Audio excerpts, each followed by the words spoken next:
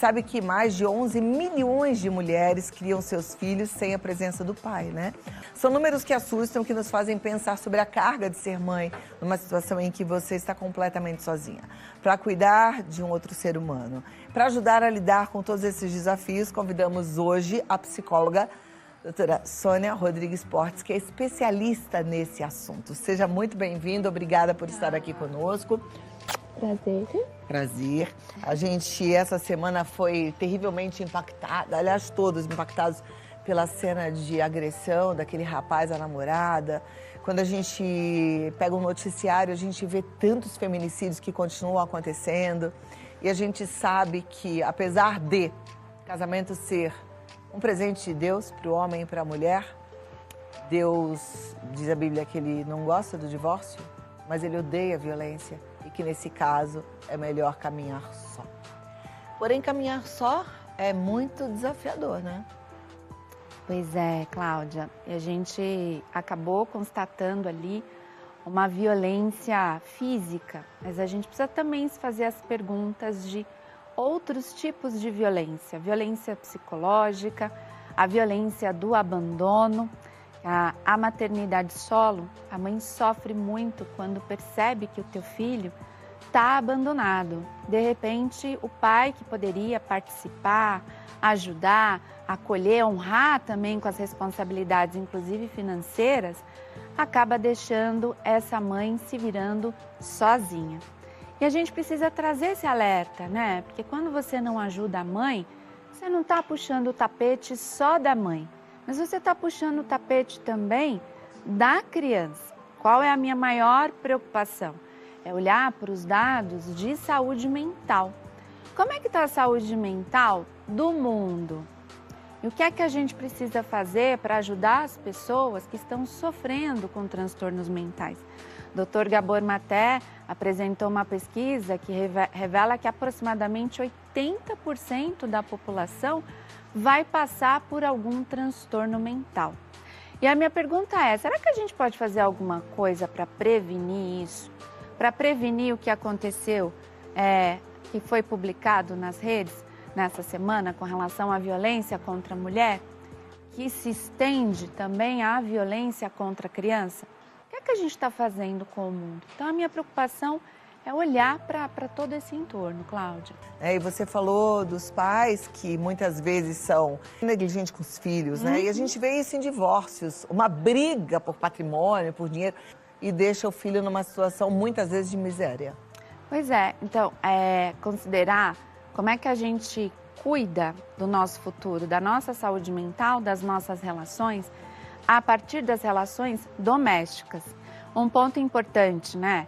De quem é a responsabilidade por uma violência como a que aconteceu. E tem gente que diz assim, eu nem vou assistir uma notícia ruim, porque essa notícia ruim, ela me afeta. E aí fica fácil você dar as costas por um problema desse, quando esse problema não te atinge diretamente. Mas quando, de repente, acontecer com uma filha, com uma neta, com uma pessoa da sua família, uma pessoa que é sua amiga, a sua vizinha, o que é que você vai fazer? Você simplesmente vai virar as costas e vai sair andando? O que as pessoas fazem quando elas presenciam que uma mulher está sofrendo algum tipo de abuso? Seja ele o sexual, o físico, o psicológico. Então fica fácil dizer que esse problema não é meu. A gente precisa começar a enfrentar esse problema um pouco mais de frente, com um pouco mais de coragem, considerando que a Terra, o mundo, a humanidade, ela é de todos nós. Então, o que aconteceu ontem é um pouco responsabilidade de cada um de nós que, de repente, finge não perceber, finge não reconhecer, deixa esse problema para lá, esse problema é dela, em briga de marido e mulher, ninguém mete a colher. Então, a gente precisa estar trazendo esse assunto para a pauta e, principalmente, observar quem são as pessoas mais impactadas com tudo isso. No caso de uma família que tem filhos, com certeza as crianças sofrem e muito. E a gente também já viu casos de homicídio em crianças pequenas por conta de problemas entre pai e mãe, né? O que é triste demais. E aí, numa situação dessa de violência, seja ela como for, a mulher realmente precisa se preservar. E muitas vezes elas se preservam partindo para uma maternidade solo. E aí eu penso, também é problema nosso olhar para essa mãe e tentar ser o máximo que a gente puder uma rede de apoio, né? Perfeito, porque o que é cuidar de uma mãe, o que é dar as oportunidades para essa mãe cuidar desse filho? É oferecer para ela condições de moradia, de trabalho, que ela consiga cuidar do seu filho.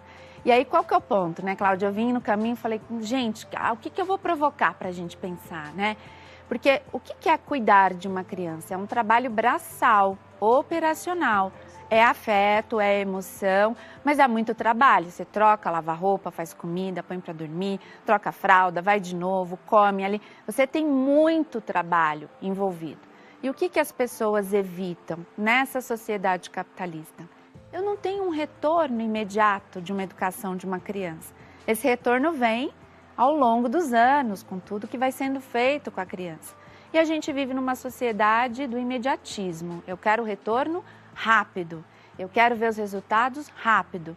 Se eu não tenho um retorno rápido cuidando do meu filho, deixa que uma outra pessoa cuida, sozinha, deixa ela se virar, e eu vou ganhar dinheiro. Porque o capitalismo é um grande responsável por esse descuido, por esse não olhar com as famílias, sejam elas casadas ou divorciadas, o cuidado da mãe e o cuidado da criança.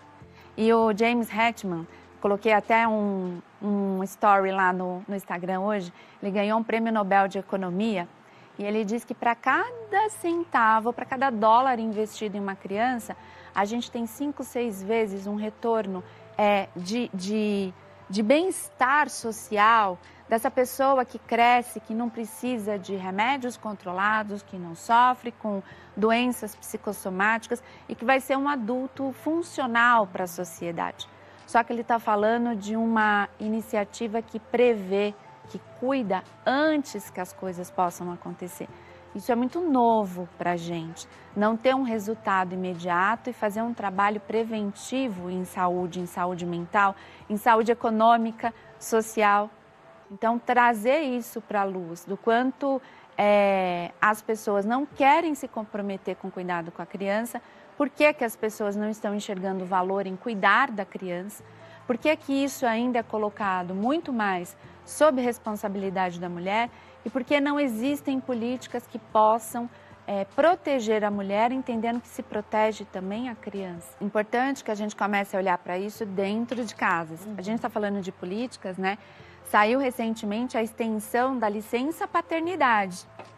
Estamos ali, um passinho, né? Foi votada e agora 15 dias de licença paternidade. Perfeito, e agora o que a gente precisa fazer?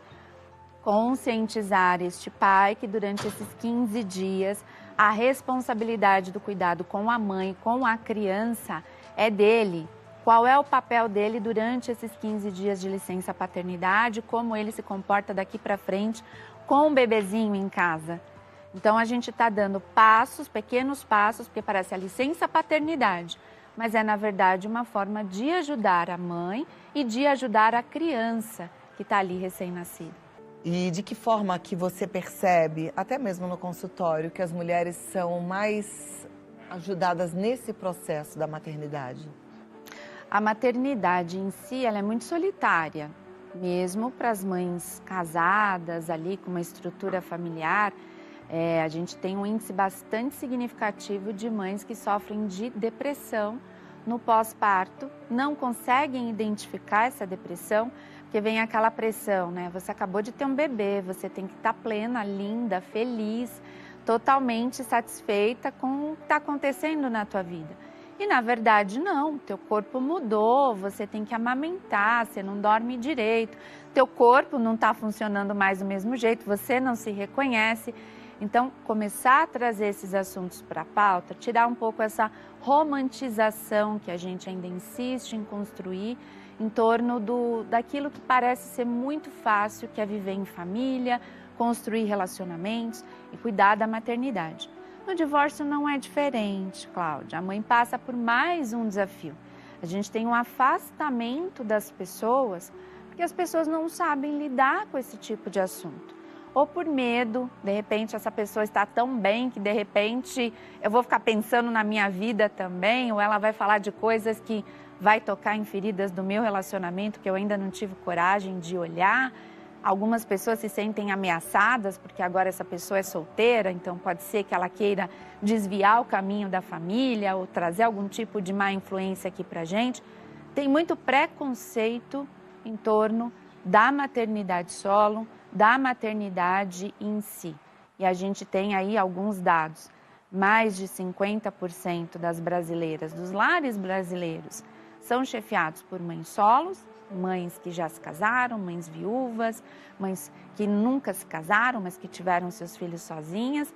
E a gente tem alguns momentos, alguns dados, Datafolha publica aí aproximadamente 70% das mães como mães solos.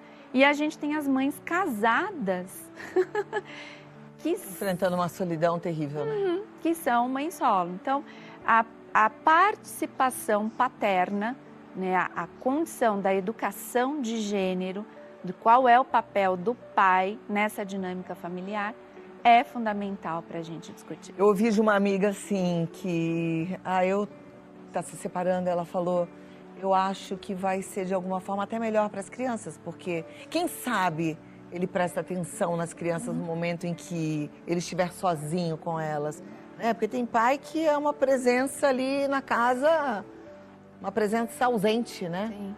É muito estranho. Olha, Ana Almeida diz assim, o que deve ser falado para a criança quando o pai não comparece às visitas e sempre inventa uma desculpa para não ir aos eventos da escola? Ai, perfeito. Isso é muito comum, é o abandono afetivo. E aí, o que a mãe acaba sentindo nesse momento, né? O seu pai não veio e a mãe, ela se sente na responsabilidade de dar uma explicação para a criança. Olha, o seu pai não veio e às vezes é uma explicação que tenta poupar a criança e às vezes é uma explicação que machuca a criança. Ah, o seu pai agora casou de novo, ele só quer saber da namorada, ele está preocupado com outras coisas, o seu pai é um irresponsável, sem considerar como a criança pode sentir isso. E aí eu quero deixar isso claro para vocês, a criança nunca vai entender que o pai ou que a mãe tem a vida de adulto dela para cuidar. A criança vai entender o seguinte, tem alguma coisa errada comigo, o meu pai não gosta de mim, eu fiz alguma coisa errada e por isso ele não está vindo me ver. Então, Sônia, o que eu digo para a criança? Que o pai está trabalhando? Que o pai está doente? Não diga nada. Diga que você não sabe por que o papai não veio e que quando ele chegar, ele vai conversar com a criança. Assim você se isenta dessa responsabilidade, desse peso e dessa culpa de dar uma explicação para a criança. O que eu oriento, né? Qual a minha orientação? Eu digo, a criança precisa de um adulto funcional para crescer saudável, Cláudia. Que a gente tem essa ideia também de que assim, preciso do pai e da mãe, preciso do pai e da mãe. Se a gente tiver o pai e a mãe presentes, ótimo. Mas mesmo em casais casados, famílias tradicionais, dificilmente a gente tem pai e mãe funcional. Os dois que estão ali com clareza do papel deles na vida da criança. Então, todo esse sofrimento, esse controle para a figura paterna, que não faz a parte dela, como que eu explico isso para o meu filho? Invista em aproveitar o máximo possível a festa da criança, invista o máximo possível em vamos fazer um programa juntos, que sobrecarrega também essa mãe, invista em eu te amo, eu estou aqui, eu estarei sempre com você e poupar a criança de explicações, sejam elas verdadeiras ou falsas, mas deixar que esse pai traga essas explicações para a criança. Agora eu estou pensando, né, deve ser pior ainda, e talvez seja esse o grande motivo do filho não querer mais ir, se a mãe, além disso tudo, ainda demonstra raiva, mágoa, né, e fala, ele não veio porque ele tem outra família, ele não veio porque ele não gosta mais da gente, ele não veio... Aí eu acho que a criança, ela está sofrendo... E ainda sofre de ver a mãe sofrendo também, né? Pior ainda. Não deve falar, não, eu prefiro não ir para evitar tudo isso, né? Aí tem muita mãe que diz assim, Sônia, mas eu tô sofrendo com tudo isso, ainda tenho que engolir calada? Não, você precisa de ajuda, você precisa de terapia, você precisa botar isso para fora, mas não com a criança. A criança não é o seu terapeuta, né? A criança, na verdade, a criança sofre mais do que o adulto. Então, se você traz essa carga para a criança, você está piorando todo esse cenário. Então, ter essa consciência do que é certo e do que é errado, que eu estou prejudicando essa criança. Eu tenho a minha vontade de chorar. Vai lá para o banheiro, chora tudo que você tiver que chorar, fala com a sua terapeuta, fala com a sua amiga, fala com quem você tiver que falar, sai de lá e vai fazer o que tem que fazer. Isso é ser um adulto funcional. Perfeito. Ó, a Camila Mendonça diz assim: sou mãe solo e meu filho hoje, com 15 anos, é rebelde. Não sei se pelo abandono do pai ou pela idade, mas agora que comecei a namorar, depois de muitos anos sem ninguém, ele não aceita este meu namorado. O que eu devo fazer para ele aceitar? Então, a gente tem uma série de fatores aqui, né? A ausência paterna conta, a adolescência é uma fase mais desafiadora e um dos pontos, o adolescente, ele precisa de presença. Uma coisa, né, Cláudia, você já tem filhos adultos, o meu tem 16, tem 1,84 de altura, aquele moção. Aí você fala assim, vem cá, me dá um abraço, eu preciso de colo, eu preciso de afeto, eu preciso de presença. E isso é uma novidade na educação, porque a gente entende que o adolescente com 15 anos, ele já entende as coisas, ele tem que entender. E o que eu tenho para dizer é que ele é uma criança. A Organização Mundial de Saúde diz que a nossa adolescência se completa com 24, 25 anos agora, por uma série de fatores. Então, precisa oferecer amor e acolhimento. Essa criança está com ciúmes desse namorado, então o que precisa fazer para aceitar o namorado? Precisa ter tempo de qualidade com este filho. Não me deixa de lado. E na presença do namorado, fazer combinados com o namorado.